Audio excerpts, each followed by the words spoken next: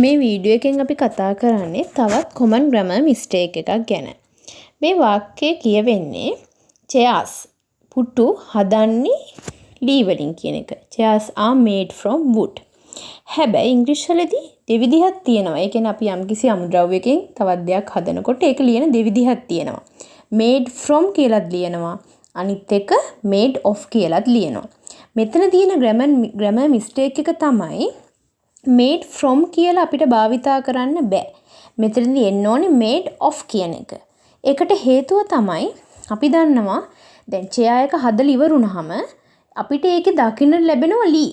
දැව කියන දේ අපිට දක්නට ලැබෙනවා. ඒ කියන්නේ ආරම්භක මැටීරියල් එක දක්නට ලැබෙනවා නම් අමුද්‍රව්‍ය දක්නට ලැබෙනවා නම් අපි පාවිච්චි කරන්න ඕනේ made of කියලා.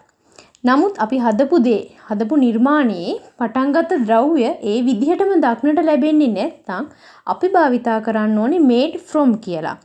උදාහරණයක් විදිහට wine කියන දේ අපි හදන්නේ grapes වලින්. එතකොට හැබැයි අපි wine එක හදලා ඉවරුනාට පස්සේ අපිට එතනදී wine එක ඇතුලේ grapes වෙන වෙනම පේන්නේ නැහැ. මිදි ටික වෙන වෙන වෙලා පේන්නේ නැහැ. මිදි භාවිතා කරාට ඒ මිදි ටික යම්කිසි ක්‍රියාවලියකට ලක් වෙලා අන්තිමට වයින් කියන දේ හැදෙනවා. නමුත් අමුද්‍රව්‍ය පැහැදිලි විදිහට වෙන් වෙලා පේන්නේ නැහැ. ඒ වගේ ඒවට අපි පාවිච්චි කරන්නේ made from. නමුත් මෙතනදී chair එකේ පැහැදිලිවම දැවමය ලී කොටස පේන නිසා අපි එතනදී පාවිච්චි කරන්න ඕනේ made of කියන එක.